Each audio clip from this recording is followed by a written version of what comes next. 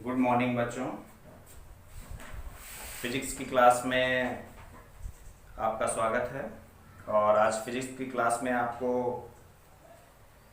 आगे पढ़ाना है और आगे का टॉपिक पीडीएफ फाइल में पेज नंबर 11 पे आप देखेंगे कि हेडिंग पड़ी हुई है वैद्युत द्विध्रुव के कारण उत्पन्न वैद्युत क्षेत्र की तीव्रता। तो अभी तक क्या था, किसी बिंदु आवेश के कारण था।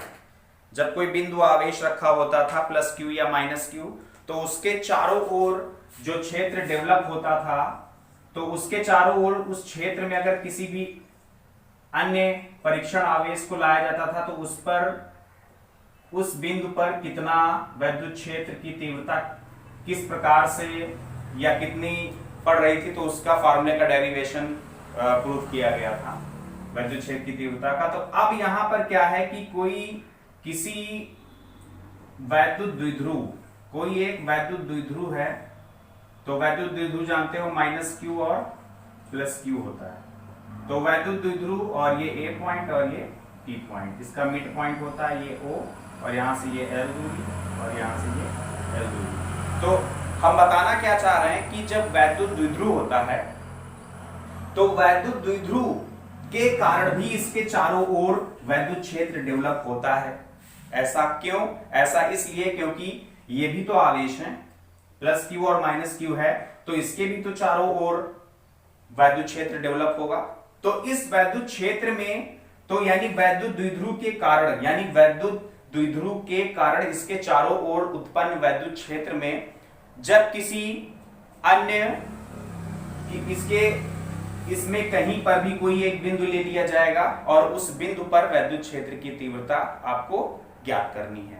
तो वैद्युत क्षेत्र की तीव्रता ज्ञात करने के लिए अब आपको क्या इसी पेज नंबर 11 पे अब इसमें 2 पॉइंट दे रखे हैं। ये 2 पॉइंट आप समझ लीजिए कि वैद्युत द्विध्रुव अगर किसी एरिया में किसी क्षेत्र में रखा हुआ है तो इसकी 2 रेखाएं होती हैं। एक होती है, पहला पॉइंट इसमें होता है अक्षीय स्थिति, जिसे या अथवा अनुदैर्ध्य से बोलते हैं, अनुदैर्ध्य स्थिति। ओके। और इसी में दूसरा होता है निरक्षीय स्थिति, या इसको बोलते हैं अनुप्रस्थ भी बोलते हैं, अनुप्रस्थ स्थिति। ओके। अब इन दोनों स्थितियों के लिए अलग अलग डेरिवेशन होता है, अलग अलग प्रूविंग होती है। तो अक्षीय स्थिति और निरक्षीय स्थिति ये दोनों आपको हम बताएंगे।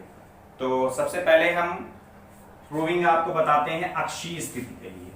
तो अक्षीय स्थिति क्या होती है, पूरा बकायदा चित्र में आप इसको अच्छे से समझिएगा। हेडिंग डाल लेंगे, हेडिंग डालने के बाद आपको यहां से समझना है।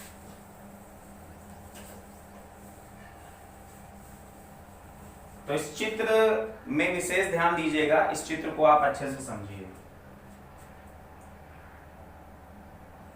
ये कोई एक वैद्युत द्विध्रुव रखा हुआ है, माइनस क्यू प्लस क्यू, ये मिड पॉइंट ओ हो गया और ये आपका ए हो गया, और या इसके अंदर हम लिख देते हैं ए, और ये क्या हो गया बी। इसके मिड पॉइंट से इसकी अक्षीय स्थिति का मतलब होता है अक्ष रेखा। ये अक्ष रेखा है, ये अक्षीय स्थिति यानी अक्ष रेखा पर कहीं पर भी एक बिंदु P है, और ये जो बिंदु P है वो इस वैद्युत द्विध्रुव के मध्य बिंदु से r दूरी पर है। इतना ध्यान रखना, ये आपको बकायदा उसमें लिखाया गया है। r दूरी पर एक बिंदु P है और इस बिंदु P पर वैद्युत क्षेत्र की तीव्रता की गणना करनी है। तो ये पूरा एक फिगर एक बॉक्स में ऐसे कर लेंगे आप, बॉक्स बना होगा, और ये जो माध्यम है, जिस माध्यम में ये वैद्युत द्विध्रुव रखा हुआ है, इसका परावैद्युतांक K है। अब इस बिंदु पर 2 वैद्युत क्षेत्र की तीव्रताएं कार्य करेंगी।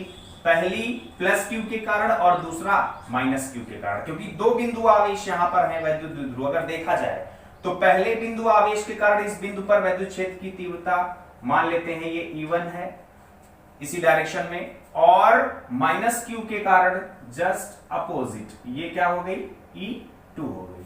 तो प्लस क्यू के कारण E1 और माइनस क्यू के कारण E2, ये इस बिंदु पर दो वैद्युत क्षेत्र की तीव्रताएं काम करती हैं, तो हम ये E1 व E2 अपोजिट डायरेक्शन में मान लिया। अब आगे ये सब इसकी चित्र बनाने के बाद और ध्यान देंगे, ये आपका L दूरी होती है, ये भी आपकी L होती है। अब थोड़ा सा आप ध्यान देंगे, अगर यहां से यहां तक की दूरी R है और ये दूरी यहां से यहां तक की दूरी L है, तो ध्यान दीजिएगा ये दूरी L है, तो इतनी दूरी क्या हो जाएगी, ये दूरी, तो यानी ये टोटल दूरी R है, R से अगर L घट जाएगा तो ये दूरी हो जाएगी R माइनस का L।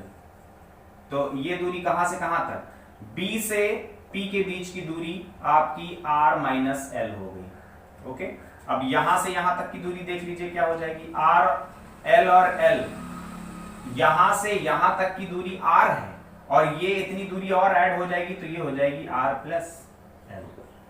ठीक, चित्र में आप देख लेंगे, समझ लीजिए ये दूरी यानी A से P के बीच की दूरी यहां हम लिख देते हैं, A और P के बीच की दूरी हो जाएगी R प्लस L, B और P के बीच की दूरी हो जाएगी R माइनस L, और O और P के बीच की दूरी हो जाएगी R, जो कि हमने मान रखी है। तो ये दूरियां आपको ध्यान में रखना है। अब उसके बाद इसी में ये जो लिखा हुआ है कि माना कि एक वैद्युत द्विध्रुव AB वैद्युत द्विध्रुव है, एक ऐसे माध्यम में रखा है जिसका परावैद्युतांक K है, और आगे वैद्युत द्विध्रुव के मध्य बिंदु O से R मीटर की दूरी पर स्थित एक बिंदु P है जिस पर वैद्युत क्षेत्र की तीव्रता की गणना करनी है। सब लिखा हुआ पेज नंबर 12 पे। अब आप देखेंगे प्लस Q और माइनस Q के कारण बिंदु P पर दो वैद्युत क्षेत्र की तीव्रताएं काम करती हैं, E1 और E2, जिसका परिणामी E है, यानी इन दोनों का परिणामी आपका E है, दोनों तीव्रताओं के अंतर के बराबर होता है। तो यहां पर इन दोनों की तीव्रताओं के अंतर के बराबर होता है, तो यहां पर एक फार्मूला बना हुआ है, यानी परिणामी तीव्रता जो है वो E है, और जो कि E1 और माइनस E2 के इक्विवेलेंट है। ये कहा गया है ऐसा इसलिए क्योंकि E1 is greater than E2, E1 का मान E2 से बड़ा है, तो ये E1 आगे होगा और E2 बाद में होगा। ये इक्वेशन नंबर फर्स्ट मान लेंगे। फिर इसी में अब देखिए, सबसे पहले आप क्या करो कि प्लस Q के कारण बिंदु P पर वैद्युत क्षेत्र की तीव्रता, यानी प्लस Q के कारण लिखा हुआ है PDF फाइल में, आप देख लेंगे, समझ लेंगे। प्लस Q के कारण बिंदु P पर वैद्युत क्षेत्र की तीव्रता आपको मालूम है E1 है, और फार्मूला E बराबर क्या होता है, यहां पे देखिए E बराबर होता है 1/4 pi epsilon 0 K into Q upon R square. अब देखेंगे प्लस Q के कारण हम देख रहे हैं, तो E1 is equal to 1/4 pi epsilon 0 K वैसे ही होगा, और Q यानी प्लस Q वही है, अपॉन R स्क्वायर यानी A B और P के बीच की दूरी R plus L, sorry R minus L है, R माइनस L दूरी, अब R नहीं, R माइनस L का होल स्क्वायर, इसको मान लेंगे इक्वेशन नंबर 2। अब यहां पर इसी तरीके से माइनस Q के कारण बिंदु P पर वैद्युत क्षेत्र की तीव्रता, इसको मान लेंगे E2 1/4 pi epsilon 0 K into Q upon R plus L हो जाएगा का होल स्क्वायर, इसको मान लेंगे इक्वेशन नंबर 3। ये समझ रहा है ना, R प्लस L, क्योंकि माइनस Q के कारण A और P के बीच की दूरी R प्लस L लेंगे, और स्क्वायर होता है फार्मूले में, तो R प्लस L का होल स्क्वायर। अब आप क्या करेंगे कि समीकरण 1 में E1 व E2 के मान रख दो। E1 व E2 के मान रखने पर, यहां पर मान रखते हैं, तो E बराबर E1 माइनस E2, तो E1 1/4 pi epsilon 0 K into Q upon R minus L का होल स्क्वायर, और माइनस का 1/4 pi epsilon 0 K into Q upon R plus L का होल स्क्वायर। दोनों में अगर आप देखें तो ऊपर Q कॉमन है, upon 4 pi epsilon 0 K, 4 pi epsilon 0 K दोनों में कॉमन है, 4 पाई एप्सिलॉन 0 K कॉमन लेते, ब्रैकेट में क्या बचा 1/R माइनस L का होल स्क्वायर और 1/R प्लस L का होल स्क्वायर। अब यहां पे देखेंगे Q अपॉन 4 पाई एप्सिलॉन 0 के, इन दोनों में हम नीचे एलसीएम ले लेते हैं। तो इन दोनों का एलसीएम क्या आएगा, r माइनस एल का होल स्क्वायर और r प्लस एल का होल स्क्वायर। अलग अलग है, दोनों एलसीएम ले लिए। अब r माइनस एल का होल स्क्वायर कट गया तो ये बचा यहाँ पर r प्लस एल का होल स्क्वायर माइनस बीच वाला, और यहाँ आ जाएगा r माइनस एल का होल स्क्वायर, ये आ गया। अब यहाँ पर ये हम मिटा देते हैं, इधर चित्र समझ में आ गया है, अब केवल कैलकुलेशन है तो हम ये मिटा देते हैं इधर।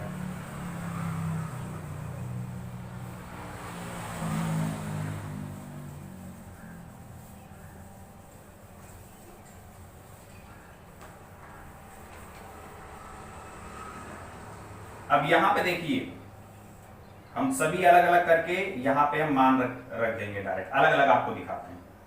ये r, या अभी इसको हम थोड़ा सा और सॉल्व करते हैं। तो E is equal to Q upon 4 pi epsilon 0 के, ब्रैकेट में अगर हम r प्लस एल को a मान लें और r माइनस एल को b मान लें तो a square minus B square क्या होता है, a प्लस बी, यानी a की जगह r plus L plus b की जगह r माइनस एल, और दूसरे ब्रैकेट में a minus B minus r और माइनस माइनस प्लस एल हो जाएगा अपॉन में। अब इसको देखिए, ये दोनों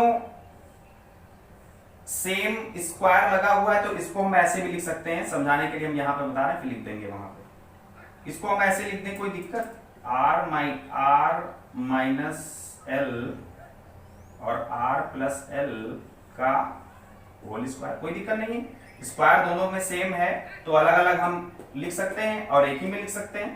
तो a r को अगर a मान लो, l को b मान लो, तो a plus b, a minus b, a square minus b square यानी a स्क्वायर और माइनस का b स्क्वायर का स्क्वायर, यानी इसकी जगह पर हम ये लिख सकते हैं। तो नीचे लिख दें r square minus L square का स्क्वायर। उम्मीद है समझ में आ गया होगा, फॉर्मूले आप जानते ही हैं, a प्लस बी का whole square, a minus b का whole square, a square minus B square, ये फॉर्मूले तो छोटी क्लासों के हैं, आपको आते ही होंगे।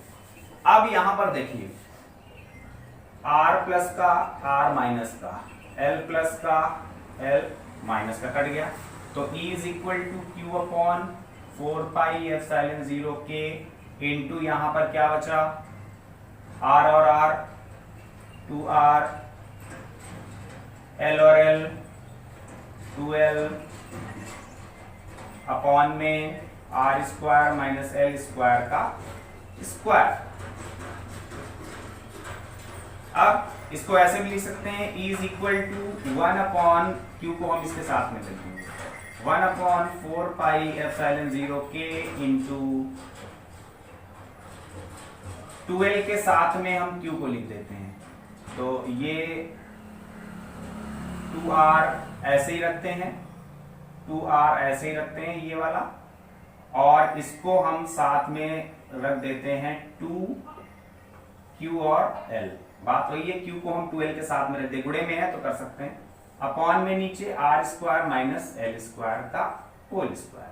अब हम जानते हैं v के NOW, वी नो दैट कि 2ql जो होता है वो वैद्युत द्विध्रुव का आघूर्ण होता है, p के इक्विवेलेंट होता है, तो हम रख सकते हैं। और एक चीज और ध्यान देना, यहां यदि यहां पर मान लें, यदि माना L is very less than R, अगर L का मान R की तुलना में बहुत ही छोटा है तो L स्क्वायर इज 10 to 0, यानी L स्क्वायर की जगह हम 0 रख सकते हैं, इतना ध्यान देना।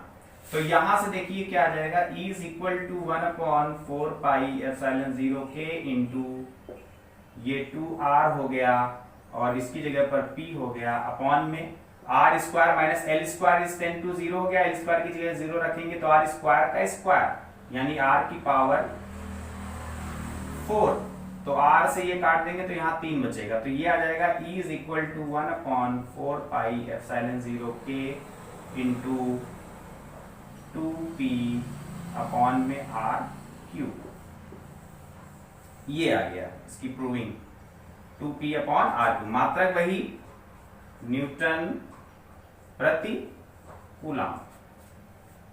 ठीक है, और उसी में इसी की प्रूविंग में आगे भी दिया हुआ है कि न्यूटन प्रति कूलाम। ठीक है, अब आ जाइए, और इसी में नीचे अगर आप चाहे तो थोड़ा सा पीडीएफ फाइल पेज नंबर 13 पे आप इसको थोड़ा सा नीचे बढ़ा सकते हैं कि यदि निर्वात अथवा वायु के लिए कर देंगे, यहाँ पे ऐसे निर्वात अथवा बढ़ा लेंगे थोड़ा, निर्वात अथवा वायु के लिए k इज इक्वल टू 1 होता है, तो यहीं से आप इसको लिख देंगे E is equal to 1/4 pi epsilon 0, k की जगह 1 कर देंगे तो 2p/r³, ये बॉक्स बंद कर देंगे। ओके, मात्रक न्यूटन प्रति कूलाम, इसमें भी आगे मात्रक ऐसे लिख देंगे। ठीक है।